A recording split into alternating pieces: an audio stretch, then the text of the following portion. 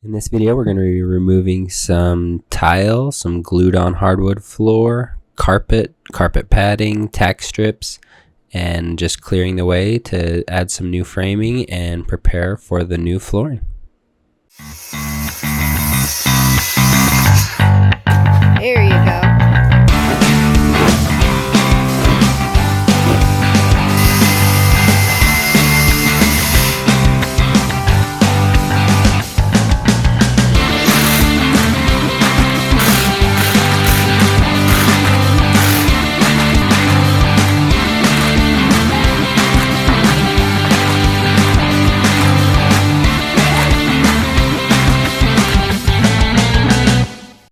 Project time.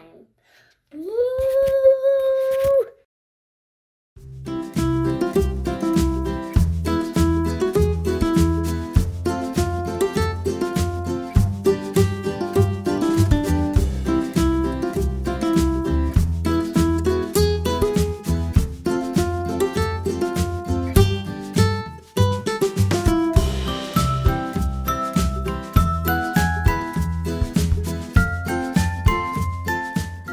In my experience, tack strips usually aren't glued and nailed down on concrete. Usually it's just nailed, but in this case it was both, so it was a little difficult to remove. But you're just going to chip underneath it and pry out those little nails, which will usually chip out a little chunk of concrete with them. Depending on the flooring, that might matter and it might not. And then you can see here that I take a scraper over it just to see if there are any little nail heads sticking up to finish clearing up.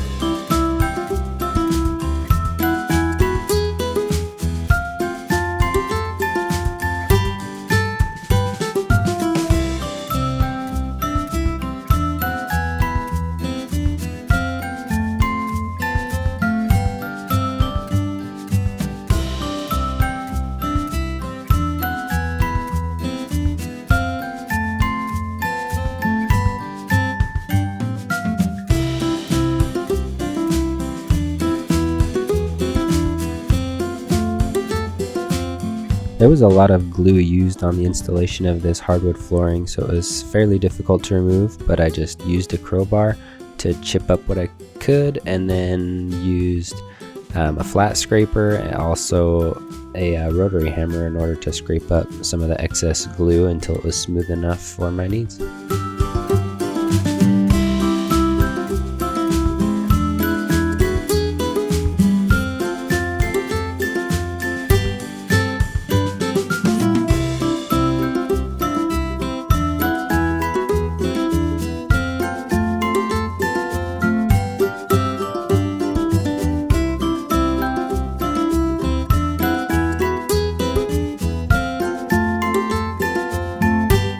I would generally prefer not to remove any hardwood flooring that's in good shape like this was, but since I had removed a wall that was up against it and also that had this weird built-in rug, you might call it, there really wasn't much I could do to save it. I probably wouldn't have been able to find anything exact unless I really worked hard and tried to get it stained and refinished all to match, and the kitchen is right next to this and I don't really want the hardwood floor going into that, so it would have been pretty expensive to try and salvage this small portion of hardwood flooring, so I just removed it and we'll be doing one flooring throughout this whole area.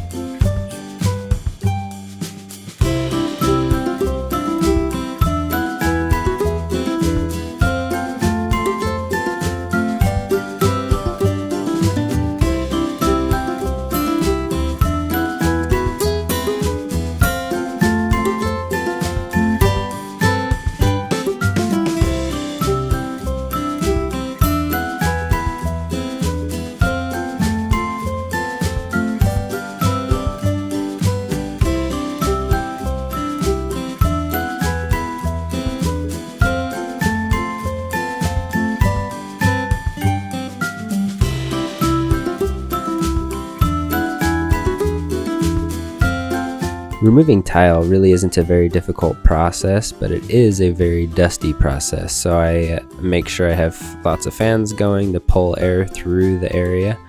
I have a cheap Bauer rotary hammer with a spade bit on it, and just it chips it off pretty well. You got to make sure you're, like I said, have airflow, and ideally even have like a respirator or something just to make sure you're protecting your lungs, and obviously some eye protection, so just be careful when doing this, but it's not horrible.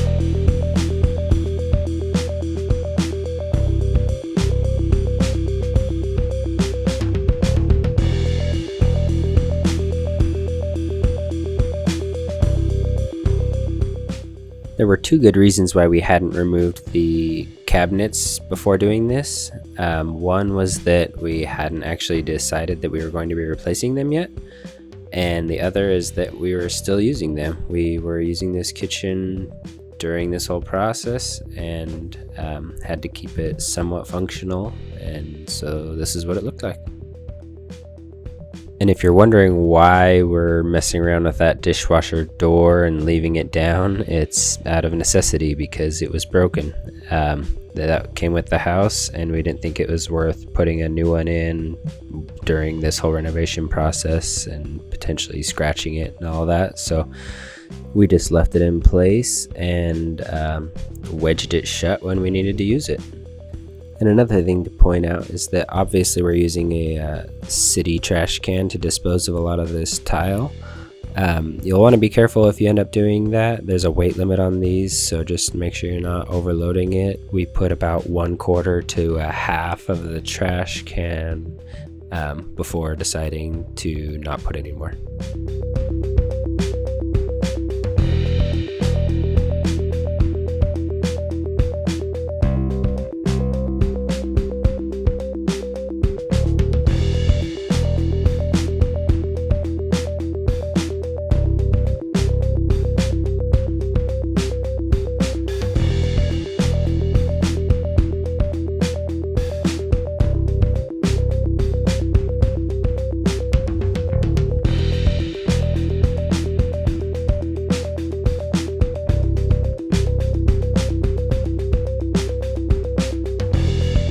And then after this, we just made sure there was no chunks of mortar left over, and had to do the same thing for the glue under the hardwood flooring, just to make sure the flooring was prepared for the new flooring that's going to be going down soon.